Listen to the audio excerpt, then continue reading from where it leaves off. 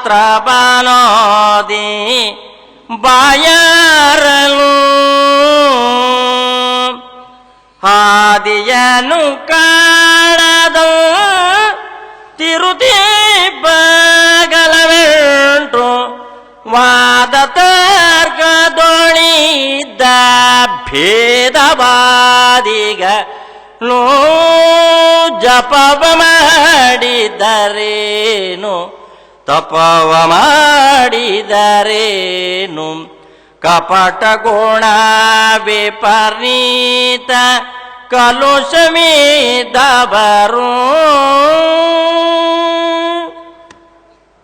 ಕನಕದಾಸರು ಹೇಳ್ತಕ್ಕಂಥ ಮಾತು, ಕೇವಲ ಗುರು ಯಾರು ಅಂತಾನೆ ಗೊತ್ತಿಲ್ವಲ್ಲೋ ನಿನಗೆ, ವೇದವನ್ನ ಓದಿಬಿಟ್ಟಿದ್ದೀನಿ, ಶಾಸ್ತ್ರವನ್ನ ಓದಿಬಿಟ್ಟಿದ್ದೀನಿ ಅಂತ ಬಾಯಾರಿಕೆ ಆಗುವಷ್ಟು ಓದಿಬಿಟ್ಟಿದ್ಯಾ ಅಂತಾರೆ. ಯಾಕೆ? ಕಷ್ಟಪಟ್ಟು ಕೆಲಸ ಮಾಡಿದ್ರೆ ಹೇಗೆ ಮೈಯೆಲ್ಲ ಬೆವರು ಬಂದು ನೀರ್ಬೇಕು ಅನ್ನಿಸ್ತೀವೋ ಹಾಗೆ ವೇದಶಾಸ್ತ್ರಗಳ ಪಾರಂಗತನಾಗಿ ಬಾಯಾರಿ ಬಿಟ್ಟಿರ್ತೀರಿ. ಯಾಕೆ? ಪರಸ್ಪರ ವಿರುದ್ಧ ವಾಕ್ಯಗಳು ಸಮನ್ವಯವಾಗ್ತಾ ಇಲ್ಲ, ಸಂಶಯಗಳ ಬಗೆ ಹರಿತಾ ಇಲ್ಲ, ಏನು ಮಾಡಬೇಕು ಎಂಬ ಹಾದಿಯನ್ನೇ ಕಾಣದೆ ಕೇವಲ ಘಟಪಟ ಅಂತ ವಾದ ಮಾಡಿಕೊಂಡು ಭೇದವಾದಿಗಳು ಭೇದವೋ ಅಭೇದವೋ ವಾದ ಮಾಡ್ತಾ ಇರ್ತೀರಿ. ಭಗವಂತ ನಿಮಗೆ ಸಿಗ್ತಕ್ಕಂಥವನಲ್ಲ. ಇಂಥ ಕಪಟಗಳು ಇರತಕ್ಕಂಥವ್ರು ಜಪ ಮಾಡಿದ್ರೂ ತಪ ಮಾಡಿದ್ರೂ ಏನು ಪ್ರಯೋಜನ ಇಲ್ಲ ಅಂದರು. ಯಾಕೆಂದ್ರೆ ನಮ್ಮೂರಿಗೆ ಒಬ್ಬ ಸನ್ಯಾಸಿಗಳು ಬಂದಿದ್ರು. ಅವರು ಎಷ್ಟರ ಮಟ್ಟಿಗೆ ಜಪದಲ್ಲಿ ನಿರ್ತರು ಅಂತ ಕೇಳಿದ್ರೆ ಎಲ್ಲೂ ಕೂತರು ಜಪ ಮಾಡ್ತಾ ಇರೋರು. ನನಗೆ ಆಶ್ಚರ್ಯ ಆಗಿಬಿಡ್ತು. ಇಂಥ ಕಲಿಯುಗದಲ್ಲಿ ಒಂದು ದೊಡ್ಡ ಜನಗಳ ಸಭೆಗೆ ಬಂದು ಭಾಷಣ ಮಾಡಿ ಅಂದ್ರೂ ಕೂಡ ಅವರು ಭಾಷಣ ಮಾಡೋವರೆಗೂ ಕೂಡ ಮಣಿ ಹೀಗೆ ಎಣಿಸ್ತಲೇ ಇರೋರು. ಅಲ್ಲ, ಇವತ್ತು ಇಂಥ ಮಹನೀಯರು ಇದ್ದಾರ ಅಂತ ನನಗೆ ಆಶ್ಚರ್ಯವಾಗಿ ಬಿಡ್ತು. ಹಾಗೇ ಕೂತಿದ್ದೆ ಸಭೆ ಒಳಗೆ. ಆ ಸಭೆಯ ಸಂಘ ಸಂಸ್ಥೆಯವರು ಸ್ವಾಗತ ಭಾಷಣ ವಂದನಾರ್ಪಣೆ ಎಲ್ಲ ಮಾಡಿ ಆ ಸಂಘಕ್ಕೆ ಈ ಸ್ವಾಮಿಗಳೇ ಅಧ್ಯಕ್ಷರು. ಸರಿ, ಸಂಘದ ಲೆಕ್ಕಪತ್ರ ಓದಿ ಅಂತ ಪಾಪ ಆ ಖಜಾಂಚಿಗಳಿಗೆ ಹೇಳಿದ್ರು. ಖಜಾಂಚಿಗಳು ಓದಲಿಕ್ಕೆ ಪ್ರಾರಂಭ ಮಾಡಿದರು. ನಮ್ಮ ಸಂಘ ಇಷ್ಟೇ ವಯಸ್ಸಿನಿಂದ ಇಷ್ಟೇ ಇಸ್ವಿ ಒಳಗೆ ಪ್ರಾರಂಭವಾಯಿತು. ಆ ಪ್ರಾರಂಭವಾದಾಗ ಇಷ್ಟು ದುಡ್ಡಿತ್ತು, ಆಮೇಲೆ ಇಷ್ಟು ಕಲೆಕ್ಷನ್ ಮಾಡೋದು, ಇಂಥ ಬಿಲ್ಡಿಂಗ್ ಕಟ್ಟೋದು ಇಷ್ಟಾಯಿತು, ಎಲ್ಲ ಆದಮೇಲೆ ಈಗ ಬ್ಯಾಂಕ್ ಬ್ಯಾಲೆನ್ಸ್ ಇಷ್ಟಿದೆ ಅಂತಂದ್ರು. ಅಲ್ಲಿವರೆಗೂ ಹೀಗೆ ಎಣಿಸ್ತಾ ಇದ್ರು ನೋಡ್ರಿ ಇವರು. ಆ ಬ್ಯಾಂಕ್ ಬ್ಯಾಲೆನ್ಸ್ ಹೀಗೆ ಅಂದ್ರು. ಏನು ಅಂದ್ರು? ಎಷ್ಟಿದೆ ಬ್ಯಾಂಕ್ ಬ್ಯಾಲೆನ್ಸು ಅಂದರು. ಆಗ ನಂಗೆ ಅರ್ಥವಾಯ್ತು ಈ ಮಣಿ ಏನು ಕೆಲಸ ಮಾಡ್ತಾ ಇದೆ ಅಂತ. ಅಂದ ಮೇಲೆ ನಾವು ಅನ್ಕೊಂಡ್ಬಿಟ್ಟಿದ್ದೀವಿ ಮಣಿ ಎಣಿಸ್ಬಿಟ್ರೆ ಅದು ಒಳಗಡೆ ಭಗವಂತನ ಎಣಿಸ್ತಾ ಇದ್ದಾರೆ ಅಂತ. ಅದು ಭಗವಂತನ ಎಣಿಸ್ತಾ ಇಲ್ಲ. ಇದು ನೋಡಿ ಎಷ್ಟು ಜನ ಹಾಕ್ತಾರೆ ಅಂತ ಪಾಪ ಅವ್ರು ಎಣಿಸ್ತಾ ಇದ್ರು. ಇವತ್ತು ಎಷ್ಟಾಯ್ತು, ನಾಳೆ ಎಷ್ಟಾಯ್ತು, ನಾಡದ್ದು ಎಷ್ಟಾಯ್ತು ಅಂತ. ಆದ್ದರಿಂದ ಇಂಥ ಜಪತಪಗಳಿಗೆ ಭಗವಂತ ಸಿಗ್ತಕ್ಕಂಥವನಾಗೋದಿಲ್ಲ. ಆದ್ದರಿಂದಲೇ ಬೃಹಸ್ಪತ್ಯಾಚಾರಂತವರಿಗೆ ಭಗವಂತ ದರ್ಶನ ಕೊಡಲಿಲ್ಲ ಅನ್ನಬೇಕಾದ್ರೆ ಇನ್ನು ಕೇವಲ ಆ ಹೆಣ್ಣು ಹೊನ್ನು ಇತ್ಯಾದಿಗಳಲ್ಲಿ ಆಸಕ್ತರಾಗಿರ್ತಕ್ಕಂಥ ಭಗವಂತ ಸಿಗ್ತಕ್ಕಂಥವನ ಎಂದು ಸಿಗ್ತಕ್ಕಂಥವನಲ್ಲ. ಇಂಥ ಯಾವ ಭಗವಂತ ಸಿಗಬೇಕಾದ್ರೆ ಸತ್ಸಂಗ ಬೇಕು ಎಂಬುದಾಗಿ ಹೇಳ್ತಾ ಇದ್ದಾರೆ. ಯದ್ಯಪಿ ಸತ್ಸಂಗದಲ್ಲಿ ಇದ್ದಾಗ ಅವರು ಉಪದೇಶ ಮಾಡಬೇಕು ಅಂತಿಲ್ಲ. ತೇಷಾಂ ಸ್ವೈರಕತಾವಾದ, ಅವರ ಜೊತೆ ಇದ್ದು ಬಿಟ್ರೆ ನಮಗೆ ಭಗವಂತ ಸಿಕ್ಕಿಬಿಡ್ತಾನೆ ಎಂದರು. ಯಾಕೆ? ಹೂವಿನಿಂದ ನಾರು ಸ್ವರ್ಗಕ್ಕೆ ಹೋದಂತೆ ಅಂತ ಅಲ್ವಾ. ನಾರನ್ನ ಭಗವಂತನಿಗೆ ಹಾರ ಹಾಕಬೇಕು ಅಂತ ಯಾರು ಹಾಕಲ್ಲ, ಹೂವನ್ನು ಹಾಕಬೇಕು ಅಂತ ಹಾಕ್ತಾರೆ. ಅದ್ರ ಜೊತೆಗೆ ನಾರು ಭಗವಂತನ ಕೊರಡಲ್ಲಿ ಸೇರುತ್ತೆ. ಹಾಗೆ ಸತ್ಸಂಗವನ್ನು ಅವಲಂಬನೆ ಮಾಡಿಬಿಟ್ರೆ ಅವರ ತಪಪ್ರಭಾವದಿಂದ ನಾವು ಕೂಡ ಭಗವಂತನನ್ನ ಸೇರ್ತಕ್ಕಂಥವರಾಗ್ತೇವೆ. ಹಾಗೆ ನಮ್ಮ ವಿಶ್ವೋತ್ತಮರು ಯಾವುದನ್ನು ತೋರಿಸ್ಕೊಳ್ಳದೆ ಕೇವಲ ಭಗವಂತನಲ್ಲಿ ಆಸಕ್ತರಾಗಿರ್ತಕ್ಕಂಥವರಾದ್ದರಿಂದ ಭಗವಂತ ಅವರ ಕೈಲಿ ಆ ಯಾವ ಶಿಲಾಲೇಖನವನ್ನ ಮಾಡಿಸ್ತಕ್ಕಂಥವನಾಗಿ ಅಂತ್ಯಕಾಲದಲ್ಲಿ ಸಂತತಂ ಚಿಂತೆಯನಂತಂ ಅಂತಕಾಲೇ ವಿಶೇಷತಃ ಯಾರು ಸಂತತವಾಗಿ ಭಗವಂತನ ಸ್ಮರಣೆ ಮಾಡ್ತಾ ಅಂತ್ಯಕಾಲದಲ್ಲಿ ವಿಶೇಷವಾಗಿ ಸ್ಮರಣೆ ಮಾಡ್ತಾರೋ ಅಂಥವರಿಗೆ ನನ್ನ ಸ್ಮರಣೆ ಒದಗತ್ತೆ ಹೊರತು ರಿಟೈರ್ ಆಗೋವರೆಗೂ ಮಾಡಬಾರ್ದೆಲ್ಲ ಮಾಡಿಬಿಟ್ಟು ಕಡೆಗೆ ಭಾಗವತ ಕೇಳಿಬಿಡ್ತೀನಿ ಅಂದ್ರೆ ನಾ ಸಿಗ್ತೀನಿ ಅಂತ ಭಗವಂತ ಹೇಳಿಲ್ಲ. ಅಂದ ಮೇಲೆ ನಮ್ಮ ವಿಶ್ವೋತ್ತಮರು ಸಂತತವಾಗಿ ಚಿಂತನೆ ಮಾಡಿದ್ದರಿಂದ ಇಡೀ ಜನ್ಮದಲ್ಲಿ ಅಂತ್ಯಕಾಲದಲ್ಲಿ ರಾಮನಾಮ ಸ್ಮರಣೆಯೊಂದಿಗೆ ಭಗವಂತ ತಾನೇ ಕೈ ಹಿಡಿದು ಕರಕೊಂಡು ಹೋದ. ಅಂದ ಮೇಲೆ ಇಂಥ ಸತ್ಸಂಗ ನಮಗೆ ಸಿಕ್ಕಿದೆಯಲ್ಲ, ನಾವೇ ಪುಣ್ಯವಂತರು.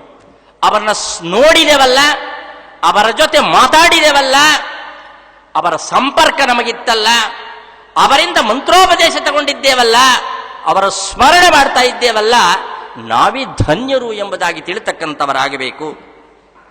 ಇಂಥ ಯಾವ ವಿಶ್ವೋತ್ತಮರು ತಾವು ತಮ್ಮ ಯಾವ ಸೋದಾ ಕ್ಷೇತ್ರದಲ್ಲಿ ಪ್ರತಿನಿತ್ಯ ಅನ್ನದಾನ ಮಾಡ್ತಾ ಇದ್ರು. ಯಾಕೆ ಅನ್ನದಾನ ಮಾಡ್ತಾ ಇದ್ರು ಅಂತ ಕೇಳಿದರೆ, ಆಪೋ ಬಾ ಅನ್ನಂ ಜ್ಯೋತಿರನ್ನಾದಂ ಅಪ್ಸು ಜ್ಯೋತಿ ಪ್ರತಿಷ್ಠಿತಂ ಸಯೇತದನ್ನಮನ್ನೇ ಪ್ರತಿಷ್ಠಿತಂ ವೇದ ಪ್ರತಿಷ್ಠತಿ ಅನ್ನವಾನನ್ನಾದೋ ಭವತಿ ಮಹಾನ್ ಭವತಿ ಪ್ರಜಯಾ ಪಶುಭಿ ಬ್ರಹ್ಮವರ್ಚಸೇನ ಮಹಾನ್ ಕೀರ್ತ್ಯಾ ಅನ್ನಂ ಬಹುಕುರ್ವೇತ ತದ್ವ್ರತಂ ಪ್ರತಿಬೇಬ ಅನ್ನಂ ಆಕಾಶೋ ಗನ್ನಾದಃ ಇತ್ಯಾದಿ ವೇದಗಳು ಅನ್ನದ ಬಗ್ಗೆ ಬೇಕಾಷ್ಟು ವಿವರಣೆಯನ್ನೇ ಕೊಡ್ತಕ್ಕಂಥದ್ದಾಗತ್ತೆ. ಯಾವುದು ಅನ್ನ ಅಂತ ಕೇಳಿದರೆ ಅದ್ದತೆತ್ತಿ ಜಪೋತಾನಿ ತಸ್ಮಾದನ್ನಂ ತದುಚ್ಯತೆ. ಯಾವ ಭಗವಂತ ಸಮಸ್ತವಾಗಿರ್ತಕ್ಕಂಥ ಬ್ರಹ್ಮಾಂಡವನ್ನ ಅಂತ್ಯಕಾಲದಲ್ಲಿ ಎಲ್ಲವನ್ನೂ ಕೂಡ ಒಂದು ತುತ್ತಿನಂತೆ ನುಂಗು ಬಿಡ್ತಾನೆ ಅಂತ ವೈಕುಂಠ ವರ್ಣನೆ ಹೇಳ್ತಾ ಇದೆ. ಏಕೆ ಓಂ ಅತ್ತಾಚರ ಗ್ರಹಣಾತ್ ಓಂ ಎಂಬುದಾಗಿ ಭಗವಂತ ಸಮಸ್ತವಾಗಿರ್ತಕ್ಕಂಥ 14 ಲೋಕಾತ್ಮಕವಾಗಿರ್ತಕ್ಕಂಥ ಬ್ರಹ್ಮಾಂಡವನ್ನು ತುತ್ತಿನಂತೆ ತಿಂದು ಬಿಡ್ತಾನೆ. ಅದಕ್ಕೆ ಭಗವಂತನಿಗೆ ಅನ್ನ ಅಂತ ಕರೀತಕ್ಕಂಥವರಾಗಿದ್ದಾರೆ. ನಂತರದಲ್ಲಿ ಅನ್ನ ಶಬ್ದ ವಾಚ್ಯತ್ವ, ಸರ್ವಶಬ್ದ ವಾಚ್ಯತ್ವ ಭಗವಂತನಿಗೆ. ತದನಂತರದಲ್ಲಿ ವಾಯುದೇವರಿಗೆ ಅನ್ನ ಶಬ್ದ ವಾಚ್ಯತ್ವ ಉಂಟು ಅಂತದೆ. ಯಾಕೆ? ಅತೀತತ್ವಾತ್ ದೇವತಾಭ್ಯೋ ನೇತೃತ್ವಾತ್ ಅನ್ನಮೋಚ್ಚತೆ. ಎಲ್ಲ ದೇವತೆಗಳನ್ನ ಮೀರಿರ್ತಕ್ಕಂಥ ಜ್ಞಾನವುಳ್ಳವರು ವಾಯುದೇವರು. ಎಲ್ಲ ದೇವತೆಗಳನ್ನ ನಿಯಮನ ಮಾಡ್ತಕ್ಕಂಥವರು ವಾಯುದೇವರು. ಅದಕ್ಕೆ ವಾಯುದೇವರಿಗೆ ಅನಿರುಕ್ತ ಪ್ರಕೀರ್ತಿತ ಅಂತ ಭಾಗವತ ತಾತ್ಪರ್ಯದಲ್ಲಿ ಆಚಾರ್ಯ ತಿಳಿಸ್ತಾರೆ. ರುಜುಗಳಿಗೆ ಅನಿರುಕ್ತರು ಅಂತ ಕರೀತಾರೆ. ನಿರುಕ್ತ ಅಂದ್ರೆ ಇಂತಿಷ್ಟೇ ಅಂತ ಹೇಳಲಿಕ್ಕೆ ಬರ್ತದೆ. ಅನಿರುಕ್ತರು ಅಂದ್ರೆ ಇಂತಿಷ್ಟೇ ಅಂತ ಹೇಳಲಿಕ್ಕೆ ಬರೋದಿಲ್ಲ. ಅದಕ್ಕೆ ಅವರನ್ನ ಅನಿರುಕ್ತರು ಅಂದರೆ ಅವರ ಸ್ಥಾನವನ್ನ, ಮಾನವನ್ನ, ಜ್ಞಾನವನ್ನ, ಸ್ಥಿತಿಯನ್ನ, ಕ್ರಿಯೆಯನ್ನ ರುದ್ರಾದಿ ದೇವತೆಗಳು ಸಂಪೂರ್ಣವಾಗಿ ತಿಳಿಯಲಾರರು. ಅದಕ್ಕೋಸ್ಕರವಾಗಿ ಅವರನ್ನ ಅನಿರುಕ್ತರು ಅಂತ ಕರಿತಕ್ಕಂಥವರಾಗಿದ್ದಾರೆ. ಇಂಥ ಯಾವ ಭಗವಂತನಿಗೂ ಅನ್ನ ಶಬ್ದ, ವಾಯುದೇವರಿಗೂ ಅನ್ನ ಶಬ್ದ. ಇಂಥ ಯಾವ ಅನ್ನ ಶಬ್ದ ವಾಚ್ಯರಾಗಿರ್ತಕ್ಕಂಥ ವಾಯುದೇವರನ್ನ, ಆ ಭಗವಂತನನ್ನ ಯಾವಾಗಲೂ ಸ್ಮರಣೆ ಮಾಡ್ತಾ ಇರಬೇಕು. ಆದ್ರೆ ನಮಗೆ ಅನ್ನ ಶಬ್ದ ವಾಚ್ಯತ್ವ ಇದೆ ಅಂತಾನೆ ಗೊತ್ತಿಲ್ಲ. ನಮಗೆ ಗೊತ್ತಿರೋದು ಅನ್ನ ತಿನ್ನೋದೊಂದೇ ನಮಗೆ ಗೊತ್ತಿರೋದು. ಅದಕ್ಕೆ ಶಾಸ್ತ್ರ ಹೇಳ್ತಾ ಇದೆ, ಭಗವಂತನ ಕಾಣಬೇಕು ಅಂತ ಕೇಳಿದರೆ ನಾನು ಎಲ್ಲೋ ಪರ್ವತದ ಮೇಲೆ ಹೋಗ್ತೀನಿ, ಆಕಾಶದಲ್ಲಿ ನೋಡ್ತೀನಿ ಅಂತಂದು ಬೇಡ. ಬಹುಚಿತ್ರ ಜಗದ್ಬಹುದಾಕರಣ ಪರಶಕ್ತಿರನಂತ ಗುಣ ಪರಮಃ. ಭಗವಂತ ನೋಡಬೇಕು ಅಂತ ಕೇಳಿದರೆ ಭಗವಂತನಿಂದ ಸೃಷ್ಟವಾಗಿರ್ತಕ್ಕಂಥ ಪದಾರ್ಥಗಳನ್ನ ನೋಡು ಅಂದ್ಬಿಟ್ರು ನಮ್ಮ ಶ್ರೀಮದಾಚಾರ್ಯರು. ಎಷ್ಟು ಸಿಂಪಲ್ ಆಗಿ ಭಗವಂತನ ತೋರಿಸ್ತಾರೆ ನೋಡ್ರಿ. ಭಗವಂತನ ಸುಲಭವಾಗಿ ತೋರಿಸೋರು ಅಂದ್ರೆ ಶ್ರೀಮದಾಚಾರ್ಯರು. ಯಾಕೆ? ವೇದಗಳೇ ಹೇಳ್ತಾ ಇದೆ, ಭಗವಂತ ಕಾಲಿಲ್ಲದೆ ನಡಿತಾನೆ, ಕಿವಿ ಇಲ್ಲದೆ ಕೇಳ್ತಾನೆ, ಕಣ್ಣಿಲ್ಲದೆ ನೋಡ್ತಾನೆ, ಎಲ್ಲ ಅಂಗಗಳು ಎಲ್ಲ ಕೆಲಸ ಮಾಡುತ್ತೆ ಅಂತ ವೇದಗಳೇ ಹೇಳ್ತಾ ಇದೆ. ಆದರೆ ಭಗವಂತನ ಈ ಗುಣಗಳು ನಿಮಗೆ ಗೊತ್ತಾಗೋದಿಲ್ಲ. ಅದಕ್ಕೆ ಭಗವಂತನಿಂದ ಸೃಷ್ಟವಾಗಿರ್ತಕ್ಕಂಥ ಪದಾರ್ಥಗಳನ್ನು ನೋಡು. ಏನು ಭಗವಂತನ ಸೃಷ್ಟವಾಗಿರ್ತಕ್ಕಂಥ ಪದಾರ್ಥಗಳು? ಜಿರಳೆ ಹೋಗ್ತಾ ಇದೆ, ಹಾವು ಹೋಗ್ತಾ ಇದೆ ನೋಡು ಅಂದ್ರು. ಹಾವಿಗೆ ಕಾಲಿದೆಯಾ? ಎಷ್ಟು ಫಾಸ್ಟಾಗಿ ಹೋಗುತ್ತೆ. ಕಾಲಿರೋರು ನೀವು ಅದನ್ನ ಹಿಡಿಯಕ್ಕಾಗಲ್ಲ, ಅದರ ಜೊತೆ ಓಡಕ್ಕಾಗಲ್ಲ. ಅಂದ ಮೇಲೆ ಕಾಲಿಲ್ಲದೆ ಹೊಟ್ಟೆಯಲ್ಲಿ ನಡೆಯುತ್ತದೆ. ಜಿರಳೆ ಇದೆ, ಕಣ್ಣೇ ಇಲ್ಲ, ಎರಡು ಮೀಸಲಿ ಹಿಂಗೆ ಅನ್ಕೊಂಡು ಎಲ್ಲ ಕಡೆನೂ ಓಡಾಡುತ್ತೆ. ಕಣ್ಣಿಲ್ದೇನೆ ಓಡಾಡ್ತಾ ಇದೆ. ಅಂದ್ರೆ ತನ್ನಿಂದ ಸೃಷ್ಟವಾಗಿರ್ತಕ್ಕಂಥ ಯಕ್ಕಶ್ಚಿ ಜಂತು ಲೋಕ ವಿಲಕ್ಷಣವಾಗಿರ್ತಕ್ಕಂಥ ವ್ಯಾಪಾರವನ್ನು ಮಾಡ್ತಾ ಇದೆ. ಅಂದ್ರೆ ಒಂದೊಂದು ವಸ್ತುವಿನಲ್ಲಿ ಇದು ಒಂದು ಗುಣ ಇದೆ. ಇಂಥ ಕೋಟಿ ಗುಣ ಭಗವಂತನಲ್ಲಿ ಏಕತ್ರ ಇದೆ. ಇದನ್ನೆಲ್ಲ ನೋಡಿದಾಗ ವೇದ ಹೇಳ್ತಕ್ಕಂಥದ್ದು ಸತ್ಯ. ಭಗವಂತ ಎಲ್ಲ ಅಂಗಗಳಿಂದ ಎಲ್ಲ ಕೆಲಸ ಮಾಡ್ತಾನೆ ಎಂಬತಕ್ಕಂಥದ್ದು ನಮಗೆ ಬರ್ತದೆ, ಸ್ಮೃತಿಗೆ ಬರ್ತದೆ. ಹಾಗೆ ಅನ್ನ ಬಿಟ್ಟು ಪ್ರಪಂಚದಲ್ಲಿ ಯಾರೂ ಇಲ್ಲ. ಯಾಕೆ? ಅನ್ನದಿಂದಲೇ ಸಕಲವಾಗಿರ್ತಕ್ಕಂಥ ಜೀವರಾಶಿಗಳಿಗೂ ಕೂಡ ಉದ್ಧಾರ ಎಂಬತಕ್ಕಂಥದ್ದು ಅನ್ನವನ್ನು ಬಿಟ್ಟರೆ ಬೇರೆ ನಮಗೆ ಗತಿಯೇ ಇಲ್ಲ. ಅಂದ ಮೇಲೆ ಇಂಥ ಯಾವ ಅನ್ನವನ್ನು ಪ್ರತಿನಿತ್ಯ ನಾವು ತಿಂತಕ್ಕಂಥವರಾಗ್ತೇವೆ, ಆ ಅನ್ನವನ್ನು ತಿನ್ನೋಬೇಕಾದರೆ ಅನ್ನನಾಮಕ ಪರಮಾತ್ಮನನ್ನ, ಇನ್ನ ಭಗವಂತನನ್ನ ನಾವು ಯಾತರಿಂದ ಪೂಜೆ ಮಾಡಬೇಕು ಅಂತ ಕೇಳಿದರೆ, ಭಗವಂತನಿಗೆ ಕೇವಲ ಮಂಗಳಾರತಿ ಮಾಡೋಣ, ನೈವೇದ್ಯ ಮಾಡೋಣ ಪೂಜೆ ಅಷ್ಟೇ ಅಲ್ಲ. ನಿಮ್ಮ ಸಕಲೇಂದ್ರಿಯಗಳಲ್ಲಿ ಮಾಡ್ತಕ್ಕಂಥ ಎಲ್ಲ ಕರ್ಮಗಳನ್ನು ಭಗವಂತನಿಗೆ ಸಮರ್ಪಣೆ ಮಾಡೋದು ಕೂಡ ಅದು ಒಂದು ಅನ್ನವೇ. ಜ್ಞಾನ ಅನ್ನ, ಕರ್ಮಾನ್ನ ಅಂತ ಕರೀತಾರೆ. ಊಟ ಮಾಡೋದಿದೆಯಲ್ಲ ಅದು ಭಗವಂತನ ಸ್ಮರಣೆ, ಭೌತಿಕ ಅನ್ನ ಅಂದ್ಬಿಟ್ರು. ಆದ್ದರಿಂದ ಈ ರೀತಿಯಾಗಿ ಕೇವಲ ನಾವು ತಿಂತಕ್ಕಂಥ ಒಂದು ಅನ್ನವೂ ಕೂಡ ಭಗವಂತನಿಗೆ ನಮ್ಮನ್ನ ತೋರಿಸ್ಕೊಡ್ತಕ್ಕಂಥದ್ದಾಗತ್ತೆ.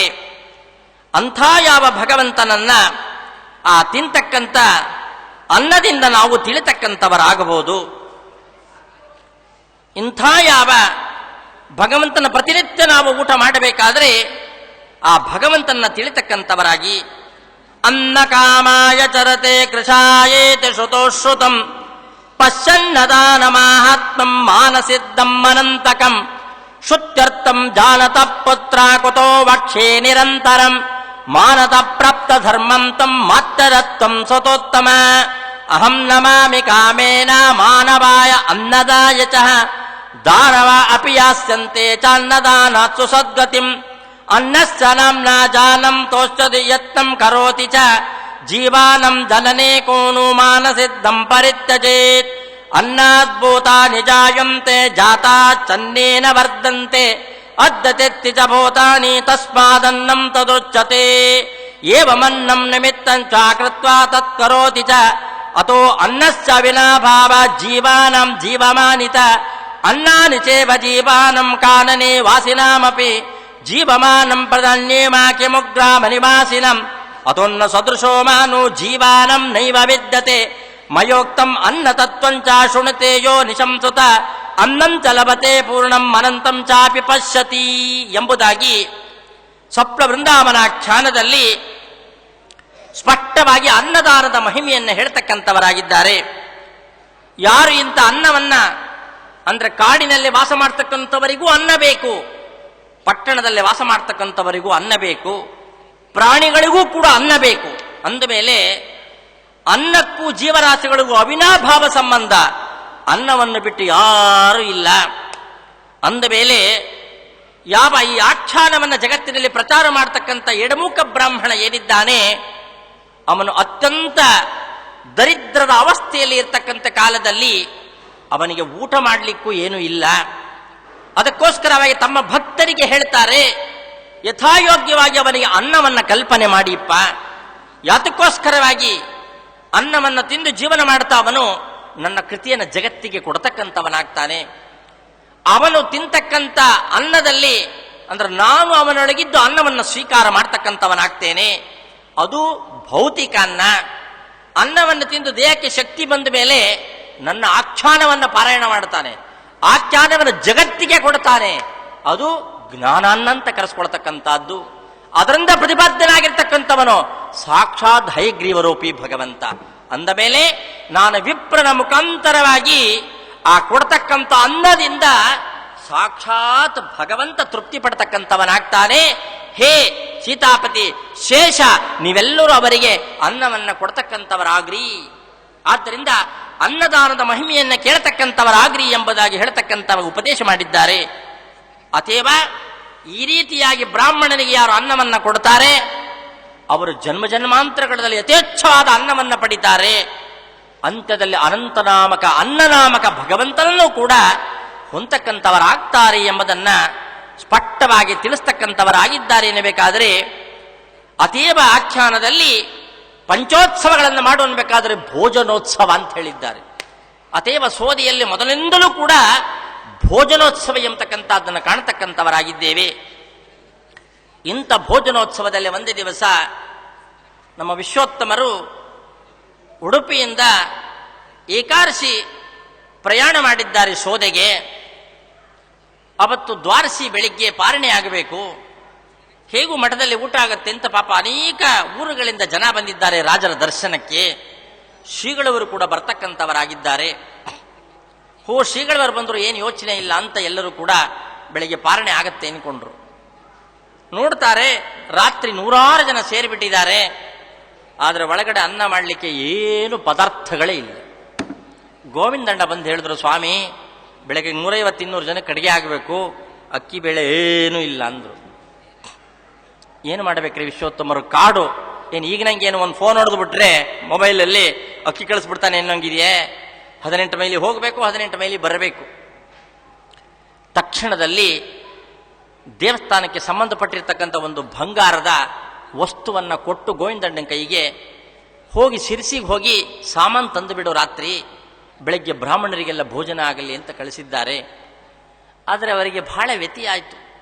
ಇಷ್ಟೊಂದು ಜನ ಬ್ರಾಹ್ಮಣರು ಬಂದಿದ್ದಾರೆ, ಅವರಿಗೆ ಹಾಕಲಿಕ್ಕೆ ಮಠದಲ್ಲಿ ಏನೂ ಇಲ್ಲವಲ್ಲ, ಎಂಥ ಸ್ಥಿತಿ ಬಂದುಬಿಟ್ಟಿದೆ. ಇರಲಿ, ಹೈಗ್ರೀವ ದೇವರ ಚಿತ್ತಕ್ಕೆ ಇವತ್ತು ಏನು ಬಂದಿದೆಯೋ, ಬ್ರಾಹ್ಮಣರಂತೂ ಉಪವಾಸ ಹೋಗಬಾರದು. ಮಠದ ಆಭರಣ ಇದ್ರೇನು ಬಂತು ಪ್ರಯೋಜನ? ಯಾಕೆ ಆ ಆಖ್ಯಾನದಲ್ಲಿ ಅನ್ನ ಇಲ್ಲದೆ ಜೀವರಾಶಿಗಳು ಬದುಕಲಿಕ್ಕೆ ಸಾಧ್ಯ ಇಲ್ಲ. ಜೀವರಾಶಿಗಳಿಗೆ ಅನ್ನವನ್ನು ಕೊಡೋದು ಕೂಡ ಭಗವಂತನ ಸೇವೆ ಅಂತ ಹೇಳಿದ್ದಾರೆ ಆಖ್ಯಾನದಲ್ಲಿ. ಹೋಗು, ಆ ಮಠದ ಆಭರಣ ಹೋದ್ರೂ ಪರವಾಗಿಲ್ಲ ಅಂತ ಗೋವಿಂದಣ್ಣನ ಕೈಯಲ್ಲಿ ಕೊಟ್ಟು ಕಳಿಸಿದ್ದಾರೆ. ಗೋವಿಂದಣ್ಣ ಅಂಗಡಿಗೆ ಬಂದು ಶ್ರೀಗಳವರು ಹೇಳಿದ್ದಾರೆ ಅಂತ ಒಂದು ಪಟ್ಟಿ ಕೊಟ್ಟುಬಿಟ್ಟು ಆ ದುಡ್ಡು ಎಷ್ಟಾಯಿತು ಅಂತ ಕೇಳ್ತಾ ಇದ್ದಾರೆ. ಇದನ್ನು ಮಾರಿಬಿಟ್ಟು ದುಡ್ಡು ಕೊಡೋಣ ಅಂತ. ತಕ್ಷಣದಲ್ಲಿ ಅಂಗಡಿಯವನು ಹೇಳಿದ, ದುಡ್ಡು ಕೊಡಬೇಡಿ ಎಂದ. ಯಾಕೆ ಎಂದರು. ಈಗ ಯಾರೋ ಒಬ್ರು ಬಂದಿದ್ರು, ಅವರು 2,000 ರೂಪಾಯಿ ಕೊಟ್ಬಿಟ್ಟು ಹೋಗಿದ್ದಾರೆ. ಆ ಮಠಕ್ಕೆ ಏನು ಬೇಕೋ ರೇಷನ್ ಕಳಿಸ್ಬಿಡು ಅಂತ ಹೇಳೋಗಿದ್ದಾರೆ. ಅವ್ರ ಹೆಸರು ಗೊತ್ತಿಲ್ಲ ನನಗೆ, ದುಡ್ಡಂತೂ ಕೊಟ್ಬಿಟ್ಟು ಹೋಗಿದ್ದಾರೆ ಎಂದರು. ಏನು ಮಾಡ್ಬೇಕ್ರಿ ಈಗ? ತಕ್ಷಣದಲ್ಲಿ 2 ಗಾಡಿ ಸಾಮಾನನ್ನು ತಗೊಂಬಂದು ಮಠಕ್ಕೆ ಹಾಕಿದ್ದಾರೆ. ಹಾಗೆ ಆಭರಣವನ್ನು ತಗೊಂಬಂದು ವಿಶ್ವೋತ್ತಮರ ಕೈಗೆ ಗೋವಿಂದಣ್ಣ ಕೊಟ್ಟರು. ವಿಶ್ವೋತ್ತಮರಿಗೆ ನಂಬಕ್ಕಾಗ್ತಾ ಇಲ್ಲ. ಎಲ್ಲ ಯಾರು ಅಂತ ಗೊತ್ತಿಲ್ಲ, ಹೇಗೆ ಕೊಟ್ರು ಅಂತ ಗೊತ್ತಿಲ್ಲ, ಯಾಕೆ ಕೊಟ್ರು ಅಂತ ಗೊತ್ತಿಲ್ಲ. ಮಠಕ್ಕೆ ಸಾಮಾನು ಕಳಿಸ್ಬಿಡು. ಯಾರ ವ್ಯಾಪಾರ ರೀ ಇದು? ಭೂತರಾಜರ ವ್ಯಾಪಾರ. ಯಾಕಾಯ್ತು? ಅವರನ್ನ ನಂಬಿದ್ದಕ್ಕಾಯ್ತು. ಅಂದ ಮೇಲೆ ಕೇವಲ ರಕ್ಷತೀತ್ಯೇವ ವಿಶ್ವಾಸ. ಆ ಹಯಗ್ರೀವ ದೇವರನ್ನ, ವಾದಿರಾಜನ, ಭೂತರಾಜನ ನಂಬಿತಕ್ಕಂಥದ್ದಾದ್ದರಿಂದ ಒಂದೇ ಕ್ಷಣದಲ್ಲಿ ಅಪಾರವಾದ ರಾಶಿಯ ಸಾಮಾನು ಬಂದು ಬಿದ್ದುಬಿಟ್ಟಿದೆ. ಯಥೇಚ್ಛವಾದ ಭೋಜನ ನಡೀತಾ ಇದೆ. ಅಂದರೆ ಪಂಚೋತ್ಸವಗಳ ಮಧ್ಯದಲ್ಲಿ ಭೋಜೋತ್ಸವವನ್ನು ಮಾಡಬೇಕು ಅಂತ ಸಂಕಲ್ಪ ಮಾಡಿದ್ದಕ್ಕೆ ನೀನೇನು ತೊಂದರೆ ತಗೋಬೇಡ, ನಾವು ನಡೆಸ್ತೀವಿ ಎಂದರು. ಅಂದರೆ ಆ ಒಂದು ಶ್ರದ್ಧಾಭಕ್ತಿಯಿಂದ ವಿಶ್ವೋತ್ತಮರು ಆ ವಾದಿರಾಜರನ್ನ ಪೂಜೆ ಮಾಡ್ಕೊಂಡು ಬಂದಿದ್ದಕ್ಕೆ, ಆಖ್ಯಾನವನ್ನು ನಂಬಿದ್ದಕ್ಕೆ ಇವತ್ತು ಸೋದಾಮಠದ ವೈಭವವನ್ನು ನೋಡ್ತಕ್ಕಂಥವರಾಗಿದ್ದೇವೆ. ಮೊನ್ನೆ ಪರ್ಯಾಯದ ವೈಭವವನ್ನು ನೋಡ್ಬಿಟ್ರೆ ನಭೂತೋ ನಭವಿಷ್ಯತಿ. 50,000 ಜನದ ಊಟ ಪರ್ಯಾಯ ದಿವಸ ಅನ್ನಬೇಕಾದ್ರೆ ಕೇಳಬೇಕೇನ್ರಿ? ಇಡೀ ಯಾವ ಪರ್ಯಾಯದಲ್ಲಿ ಅವತ್ತು ಅಷ್ಟು ಜನ ಸೇರಿದ, ಲಕ್ಷಾಂತರ ಜನ. ಯಾವಾಗಲೂ ಜನ ಸೇರಿದಾಗ ಉಡುಪಿಯಲ್ಲಿ ಬೇಕಾಷ್ಟು ಕಳ್ಳತನಗಳು, ಪೊಲೀಸ್ ಕಂಪ್ಲೇಂಟ್ಗಳು. ಪೊಲೀಸ್ ಸ್ಟೇಷನ್ ಹೋಗಿ ಕೇಳ್ರಿ. ಈ ನಮ್ಮ ಸೋದೆಯ ಪರ್ಯಾಯದಲ್ಲಿ ಒಂದೇ ಒಂದು ಕಂಪ್ಲೇಂಟ್ ಲಾಡ್ಜ್ ಆಗಿಲ್ಲ, ಒಂದು ಸಾಮಾನು ಕಳೆದೋಗಿದೆ ಅಂತ ಕಂಪ್ಲೇಂಟ್ ಬಂದಿಲ್ಲ. ಅಂದಮೇಲೆ ಯಾರೇ ನಡೆಸಿದ್ದೀವಲ್ಲ. ಅದಕ್ಕೆ ಮೊದಲಿನಿಂದಲೂ ನಮ್ಮ ಮಠದಲ್ಲಿ ಒಂದು ಸಂಪ್ರದಾಯ ಉಂಟು, ಈ ಮಠದಲ್ಲಿ ಏನು ನಡೆದ್ರು ಎಲ್ಲ ಭೂತರಾಜರ ಜವಾಬ್ದಾರಿ ಅಂತ. ಅಂದ ಮೇಲೆ ಭೂತರಾಜರ ಜವಾಬ್ದಾರಿಯನ್ನು ತಗೊಂಡು ಹೇಗೆ ನಡೆಸಿದರು ಪರ್ಯಾಯ? ಯಾಕೆ ಪರ್ಯಾಯಕ್ಕೆ ಪೀಠಸ್ಥರಾಗಿ ಮೊದಲನೇ ಪರ್ಯಾಯಕ್ಕೆ ಬಂದಿರತಕ್ಕಂಥವರು ಇನ್ನ ಬಾಲ ಸನ್ಯಾಸಿಗಳು. ಮಠದ ವ್ಯವಹಾರ ಏನೂ ಗೊತ್ತಿಲ್ಲ. ಹೋಗಲಿ, ಅವರ ಬಂಧುಗಳು ನೋಡ್ತಾರಾದ್ರೆ ಬಂಧುಗಳಿಗೆಲ್ಲ ಮೈಲಿಗೆ ಬಂದು ಬಿಟ್ಟಿದೆ. ಯಾರೀ ಮಾಡಬೇಕು? ಅಂದ ಮೇಲೆ ಜವಾಬ್ದಾರಿ ಯಾರ್ದು? ಭೂತರಾಜರ ಜವಾಬ್ದಾರಿಯನ್ನು ತಗೊಳ್ತಕ್ಕಂಥವರಾಗಿದ್ದಾರೆ. ಸುಗಮವಾಗಿ ಪರ್ಯಾಯನ ನಡೆಸಿದ್ದನ್ನ ಜಗತ್ತೇ ನೋಡಿದೆ. ಅಂದ ಮೇಲೆ ಈ ಯಾವ ಶ್ರೀಮಠದಲ್ಲಿ ವಾದಿರಾಜರ ಭೂತಿರಾಜರ ಜಾಗೃತ ಸನ್ನಿಧಾನ ಹೇಗೆ ಕೆಲಸ ಮಾಡ್ತದೆ ಎಂಬತಕ್ಕಂಥದ್ದಕ್ಕೆ ಇದು ಜ್ವಲಂತವಾದ ಸಾಕ್ಷಿ. ಆದ್ದರಿಂದ ಇಂತಿಯಾವ ಅನ್ನನಾಮಕ ಭಗವಂತನ ತೃಪ್ತಿ ಪಡ್ತಕ್ಕಂಥ ಕಾರ್ಯವನ್ನ ಮೊದಲಿನಿಂದಲೂ ಕೂಡ ಈ ಯಾವ ಮಠದಲ್ಲಿ ನಡೀತಕ್ಕಂಥದ್ದಾಗಿದೆ. ಇದಕ್ಕೆ ತಕ್ಕಂತೆ ಭಗವಂತ ತಾನು ಅನ್ನದನ್ನಾದನ್ನಮಯ ಸ್ವಯಮನ್ನ ಬ್ರಹ್ಮಾದ್ದಖಿಲ ಚೇತನ ಕನ್ನ ಕಲ್ಪಕನಾಗ ಗನಿರುದ್ಧಾದಿ ರೂಪದಲ್ಲಿ ಅನ್ನರಪೇಕ್ಷಿಸದೆ ಗುಣಕಾರುಣ್ಯ ಸಾಗರ ಸೃಷ್ಟಿಸುವನು ಹಿರಣ್ಯ ಗರ್ಭನೊಳಿದ್ದು ಪಾಲಿಸುವನು ಜಗತ್ರಯವ. ಭಗವಂತನಿಗೆ ಅನ್ನ ಅಂತ ಹೆಸರು, ಅನ್ನದ ಅಂತ ಹೆಸರು, ಅನ್ನಾದ ಅಂತ ಹೆಸರು, ಅನ್ನಮಯ ಅಂತ ಹೆಸರು. ಈ ರೀತಿಯಾಗಿ ಭಗವಂತನಿಗೆ ಅನ್ನ ಕಲ್ಪಕ ಅಂತ ಕರೀತಾರೆ. 5 ರೂಪಗಳಿಂದ ಭಗವಂತ ಅನ್ನದ ತ್ರಿವಿಧ ಜೀವರಾಶಿಗಳಿಗೆ ಅನ್ನವನ್ನು ಕೊಡ್ತಕ್ಕಂಥವನಾಗ್ತಾನೆ. ಅನ್ನಾದ ದೇಹಾಂತರ್ಗತನಾಗಿ ಭೋಜನ ಮಾಡ್ತಕ್ಕಂಥವರಲ್ಲಿ ಒಂದು ರೂಪದಿಂದ ತಾನೇ ಇದ್ದು ಭೋಜನ ಮಾಡ್ತಾನೆ. ಅನ್ನಮಯ ತಿಂತಕ್ಕಂಥ ಧಾನ್ಯಗಳಲ್ಲಿ ತದಾಕಾರನಾಗಿ ಅನ್ನಮಯ ಅಂತ ಕರೆಸ್ಕೊಳ್ತಕ್ಕಂಥವನಾಗ್ತಾನೆ. ಇನ್ನು ತಾನೇ ಅನ್ನ ಶಬ್ದ ವಾಚ್ಯನಾಗಿ ತಿಂತಕ್ಕಂಥ ಪದಾರ್ಥದಲ್ಲಿ ಸ್ವಾಕ್ಯ ರಸರೂಪನಾಗಿ ನಾವು ತಿಂದಿರ್ತಕ್ಕಂಥ ಪದಾರ್ಥದೊಳಗೆ ಸ್ವಾಕ್ಯರಸ, ದೇವರಸ, ಮಾನುಷರಸ, ಸ್ವಾಕ್ಯರಸವನ್ನು ಸ್ವೀಕಾರ ಮಾಡಿ ಆ ಯಾವ ದೇವತಾರಸವನ್ನ ದೇವತೆಗಳಿಗೆ ಕೊಟ್ಟು ಮಾನುಷರಸವನ್ನ ನಮಗೆ ಕೊಟ್ಟು ದೇಹವನ್ನ ಪುಷ್ಟಿಯನ್ನು ಮಾಡ್ತಕ್ಕಂಥವನಾಗ್ತಾನೆ ಅನ್ನನಾಮಕನಾಗಿ.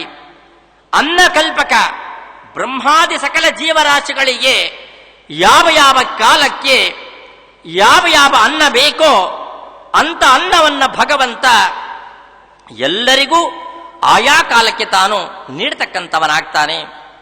ಇಂಥ ಯಾವ ಅನ್ನನಾಮಕನಾಗಿ ಭಗವಂತ 5 ರೂಪಗಳಿಂದ ಸಮಸ್ತ ಬ್ರಹ್ಮಾಂಡಕ್ಕೆ ಅನ್ನವನ್ನು ನೀಡತಕ್ಕಂಥವನು ಭಗವಂತ ಎಂಬುದಾಗಿ ನಾವು ಅನ್ನದ ಮುಂದೆ ಕೂತಾಗ, ಅನ್ನವನ್ನು ನೋಡಿದಾಗ ಈ 5 ರೂಪವನ್ನು ಚಿಂತನೆ ಮಾಡುತ್ತಾ ಭೋಜನ ಮಾಡಿದರೆ ಅದು ಒಂದು ಯಜ್ಞ ಅಂತ ಹೇಳ್ತಾ ಇದ್ದಾರೆ. ಆದ್ರಿಂದ ಅದು ಊಟ ಅಲ್ಲ, ಅದು ಒಂದು ಯಜ್ಞ, ಅದು ಒಂದು ಭಗವಂತನ ಪೂಜೆ. ಹೀಗೆ ಯಾರು ಊಟ ಮಾಡಿದಾಗ ಭಗವಂತನನ್ನು ಚಿಂತನೆ ಮಾಡ್ತಾರೋ ಅಂತವರಿಗೆ ಸಾಕ್ಷಾತ್ ಭಗವಂತ ಅನ್ನನಾಮಕ ತಾನು ಸಿಗ್ತಕ್ಕಂಥವನಾಗ್ತಾನೆ.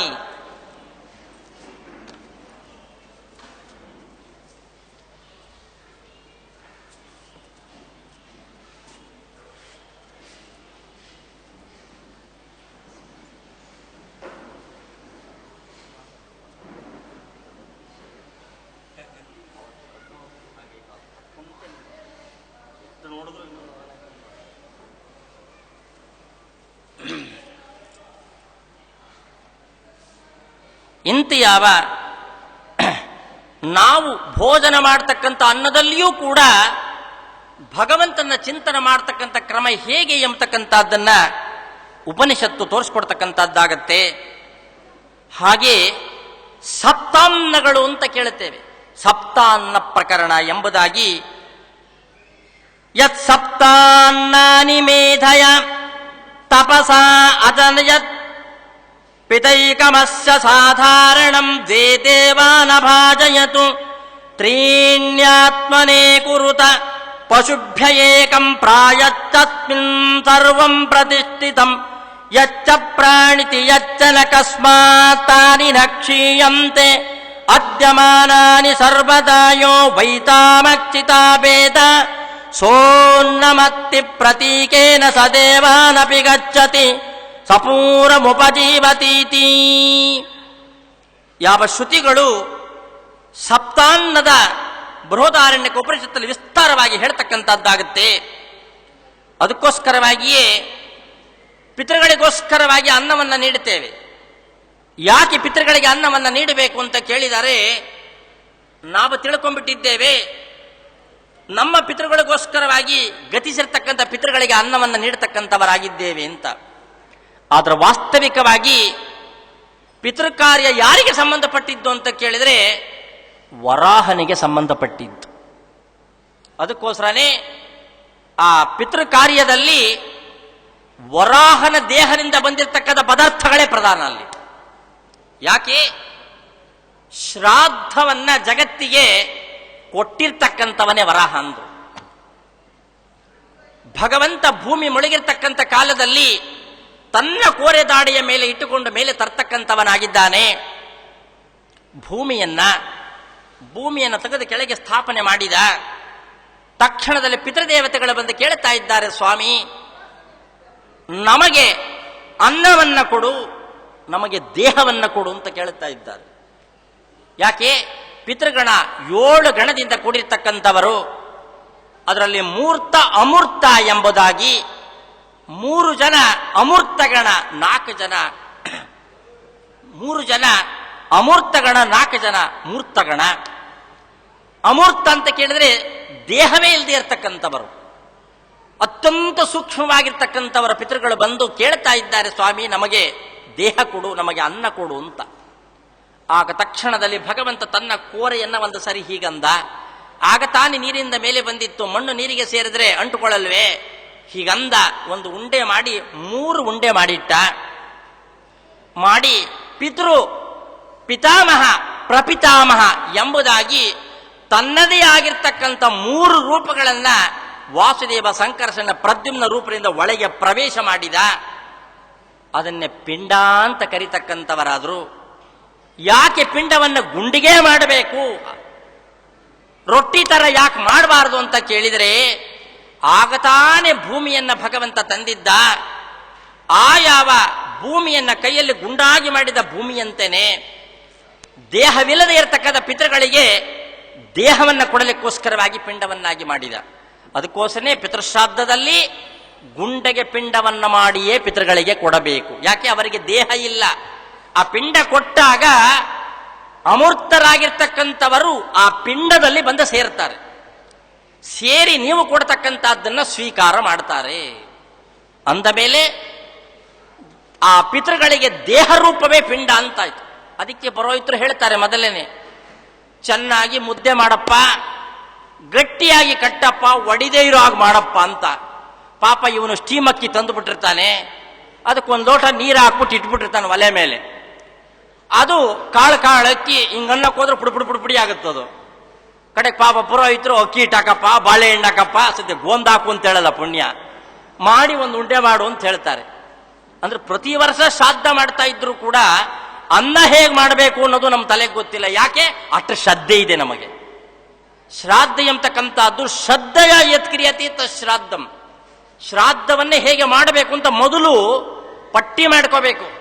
3 ದಿವಸಕ್ಕೆ ಮುಂಚೆ ಶ್ರಾದ್ದ ಹೇಗೆ ಮಾಡಬೇಕು, ಯಾರನ್ನು ಕರೀಬೇಕು, ಹೇಗೆ ಮಾಡೋದ್ರಿಂದ ಪಿತೃಗಳು ತೃಪ್ತಿ ಆಗ್ತಾರೆ ಅಂತ ಚೆನ್ನಾಗಿ ವಿಚಾರ ಮಾಡಿ ಶ್ರದ್ಧೆಯಿಂದ ಮಾಡಬೇಕು. ಆಗ ಅದು ಶ್ರಾದ್ದ ಅಂತ ಕರೆಸ್ಕೊಳ್ತಕ್ಕಂಥದ್ದು. ಯಾಕೆ? ವರಾಹ ದೇವರ ಪೂಜೆ ಅದು. ಅಂತ ಯಾವ ಪಿತೃಗಳು ತಾವು ದೇಹ ಕೊಡು ಅಂತ ಕೇಳಿದಾಗ 3 ರೂಪದಲ್ಲಿ ಭಗವಂತ ಕೊಟ್ಟಿದ್ದಾನೆ. ಸ್ವಾಮಿ ಹೇಗೆ ಮಾಡಬೇಕು ಅಂದ್ರೆ ಪಿತೃಗಳು, ಆ ಭಗವಂತ ತನ್ನ ಶ್ರಾದ್ದವನ್ನ ತಾನೇ ಮಾಡಿಕೊಂಡ. ಯಾಕೆ? ಅವನಿಗೆ ಅಪ್ಪಿಲ್ಲ ಅಮ್ಮಿಲ್ಲ, ಅವನು ಇನ್ಯಾರಿಗೆ ಪಿಂಡ ಇಡಬೇಕು? ವರಾದೇವರು ಯಾರಿಗೂ ಇಡೋ ಹಾಗಿಲ್ಲ. ಅದಕ್ಕೋಸ್ಕರವಾಗಿ ತಾನೇ ಪಿತೃಪಿತಾಮಹ ಪ್ರಪಿತಾಮಹ ಎಂಬುದಾಗಿ 3 ರೂಪಗಳಲ್ಲಿ ಪ್ರವೇಶ ಮಾಡಿ ತಾನೇ ಮೊಟ್ಟ ಮೊದಲನೇದಾಗಿ ಆ ಯಾವ ಪಿಂಡ ಪ್ರದಾನವನ್ನು ಮಾಡ್ತಕ್ಕಂಥವನಾಗಿ ಪಿತೃಗಳಿಗೆ ಅನುಗ್ರಹ ಮಾಡಿದ. ಆಗ ಮಾಡೋ ಕಾಲದಲ್ಲಿ ನಾವು ಶ್ರಾದ್ದದಲ್ಲಿ ಒಂದು ಕ್ರಿಯೆ ನೋಡ್ತೇವೆ. ಆ ಪಿತೃಗಳಿಗೆ ಕಜ್ಜಲ ಅಂತ ಕೊಡ್ತೇವೆ. ಅಂದರೆ 2 ದರ್ಬೆಯನ್ನ ದೀಪದಲ್ಲಿ ಸುಟ್ಟು ಬೂದಿಯ ನೀರನ್ನು ಅದಕ್ಕೆ ಹಾಕ್ತೇವೆ. ಯಾಕೆ ಅಂತ ಕೇಳಿದರೆ ವರಾಹ ದೇವರಿಗೆ ಕೆಲಸ ಮಾಡಿದ್ರಂತೆ. ಯಾಕೆ ಕೆಲಸ ಮಾಡಿದ್ರು ಅಂತ ಕೇಳಿದರೆ, ಯಾವ ಪಿತೃದೇವತೆಗಳು ಬ್ರಹ್ಮದೇವರು ಸ್ಥಾನವನ್ನು ಕೊಟ್ಟಾಗ ಇಂಥ ಯಾವ ಪಿತೃಗಳು ಒಮ್ಮೆ ಮೇರು ಪರ್ವತದಲ್ಲಿ ವಿಹಾರ ಮಾಡ್ತಾ ಇದ್ದಾರೆ. ಚಂದ್ರನ ಮಗಳು ಕಾಂತಿಮತಿ ಎಂಬುದಾಗಿ ಹೋಗ್ತಾ ಇದ್ದಾಳೆ. ಅವಳನ್ನ ದಿಟ್ಟಿಸಿ ನೋಡಿದರಂತೆ. ಪಕ್ಕದಲ್ಲಿ ವಿಶ್ವೇದೇವತೆಗಳು ಇದ್ದರು. ಇದನ್ನು ನೋಡಿರ್ತಕ್ಕಂಥ ವಿಶ್ವೇದೇವತೆಗಳು, ಎಲ್ಲ ಸ್ತ್ರೀ ಕಾಮಕರಾಗಿರ್ತಕ್ಕಂಥ ನಿಮ್ಮ ಜೊತೆ ನಾವಿರೋದಿಲ್ಲ ಅಂತ ಅದೃಶ್ಯರಾಗ್ಬಿಟ್ರು ವಿಶ್ವೇದೇವತೆಗಳು. ಯಾಕೆಂದ್ರೆ ನಾವು ಶ್ರಾದ್ದ ಮಾಡಿದಾಗ ವಿಶ್ವೇದೇವತೆಗಳೇ ಅವರನ್ನ ಕರ್ಕೊಂಡ್ಬರ್ತವ್ರು. ವಿಶ್ವೇದೇವತೆಗಳು ಇಲ್ಲ ಅಂದ್ರೆ ಶ್ರಾದ್ದವಾಗೋದಿಲ್ಲ. ತಕ್ಷಣದಲ್ಲಿ ಪಿತೃಗಳು ಅಪರೋಕ್ಷ ಜ್ಞಾನ ರಹಿತರಾಗಿ ಭೂಮಿಗೆ ಬೀಳ್ತಕ್ಕಂಥವರಾಗಿದ್ದಾರೆ. ದೈತ್ಯರಿಗೆ ಗೊತ್ತಾಯ್ತು, ಓಹೋ ಪಿತೃಗಳು ಸ್ಥಾನಭ್ರಷ್ಟರಾಗಿದ್ದಾರೆ, ಅವರನ್ನ ತಿಂದುಬಿಡೋಣ. ಆಗ ಯಾರ್ಯಾರು ಪಿಂಡ ಕೊಡ್ತಾರೆ ಅದನ್ನೆಲ್ಲ ನಾವೇ ತಿಂದುಬಿಟ್ಟು ಬಲಿಷ್ಠರಾಗೋಣ ಅಂತ ಪಿತೃಗಳನ್ನು ಅಟ್ಟಿಸಿಕೊಂಡು ಬಂದರು. ಹೀಗೆ ಪಿತೃಗಳು ಓಡಿ ಹೋಗೋ ಕಾಲಕ್ಕೆ ತಕ್ಷಣದಲ್ಲಿ ಕಾಂತಿಮತಿ ನೋಡಿದ್ಲಂತ, ಅಯ್ಯೋ ಪಾಪ, ನನ್ನನ್ನು ನೋಡಿದ ದೆಸೆಯಿಂದ ತಾವು ದೈತ್ಯರ ಕೈಗೆ ಸಿಗಾಕೋತಾ ಇದ್ದಾರೆ ಅಂತ ಒಂದು ದೊಡ್ಡ ನದಿಯಾಗಿ ತಾನು ಹರಿದು ಎತ್ತರವಾಗಿ ಪ್ರವಾಹವನ್ನು ಉಂಟು ಮಾಡಿಬಿಟ್ಲು. ಪ್ರವಾಹದಲ್ಲಿ ಇದ್ದಾರೆ ಪಿತೃಗಳು. ಆ ಪ್ರವಾಹಕ್ಕೆ ಒಂದು ಬಂಡೆ ಕಲ್ಲು ಜೋರಾಗಿ ಉರುಳುಕೊಂಬಂದು ಪಿತೃಗಳ ಮೇಲೆ ಬಿದ್ದು ಬಿಡ್ತು. ಅನೇಕ ತಿಂಗಳ ಗಟ್ಟಲೆ ಪ್ರವಾಹ ಹರಿತಾ ಇದೆ. ಬಂಡೆಯ ಕೆಳಗೆ ಪಿತೃಗಳು ಸೇರ್ಕೊಂಡ್ಬಿಟ್ಟಿದ್ದಾರೆ. ದೈತ್ಯರ ಮರದ ಮೇಲೆ ಹತ್ತಿ ತಿಂಗಳಾನೆಗಟ್ಟಲೆ ನೋಡಿದ್ರಂತ ಪಿತೃಗಳ ಕೈಗೆ ಸಿಕ್ಕಲಿಲ್ಲ. ಅಯ್ಯೋ ಬಿಡೋ, ನೀರಿನಲ್ಲಿ ಎಲ್ಲೋ ಕೊಚ್ಕೊಂಡು ಹೊಟ್ಟೋಗಿದ್ದಾರೆ ಅಂತ ವಾಪಸ್ ಹೊಟ್ಟೋಗಿದ್ದಾರೆ. ಪ್ರವಾಹ ಎಲ್ಲ ಕಡಿಮೆಯಾಯಿತು. ಆಗ ಬಂಡೆಯ ಕೆಳಗೆ ಅವುತುಕೊಂಡಿರ್ತಕ್ಕಂಥ ಪಿತೃಗಳು ವರಾಹದೇವರನ್ನು ಕುರಿತು ಸ್ತೋತ್ರ ಮಾಡ್ತಾರೆ. ಸ್ವಾಮಿ, ನಾವು ನಮ್ಮ ಯಾವ ಪಿತೃಸ್ಥಾನದಿಂದ ವರ್ಜಿತರಾಗಿ ಕೆಳಗೆ ಬಿದ್ದಿದ್ದೇವೆ, ವಿಶ್ವೇ ದೇವತೆಗಳು ನಮ್ಮ ಜೊತೆಯಲ್ಲಿ ಇಲ್ಲ, ನಮ್ಮ ಸ್ಥಾನವನ್ನು ನಮಗೆ ಕೊಡಿಸ್ತಕ್ಕಂಥವನಾಗು ಎಂಬುದಾಗಿ ತದೇಕ ಚಿತ್ತಿನ ವರಾಹದೇವರನ್ನು ಸ್ತೋತ್ರ ಮಾಡಿದ್ದಾರೆ. ಆಗ ವರಾಹದೇವರು ಬಂದು ಮುರುಪಿಂಡವನ್ನು ಇಟ್ಟು ಈ ಒಳಗೆ ಪ್ರವೇಶ ಮಾಡಿ ಎಂಬುದಾಗಿ ಹೇಳ್ತಾ ಪಿತೃಗಳನ್ನು ಕೂಡಿಸಿ ದರ್ಬೆಯನ್ನು ತಗೊಂಡು ದೀಪದಲ್ಲಿ ಇಟ್ಟು ಅವರಿಗೆ ಹೀಗೆ ಮಾಡಿ ನೀರನ್ನು ಕುಡಿಸಿದರು. ಯಾಕೆ ಅಂತ ಕೇಳಿದರೆ, ಯಾವ ಅಪರೋಕ್ಷ ಜ್ಞಾನ ತಿರೋಹಿತವಾಗಿತ್ತೋ ಪಿತೃಗಳಿಗೆ, ಅಂತ ಅಪರೋಕ್ಷ ಜ್ಞಾನ ಅಂದ್ರೆ ಅದು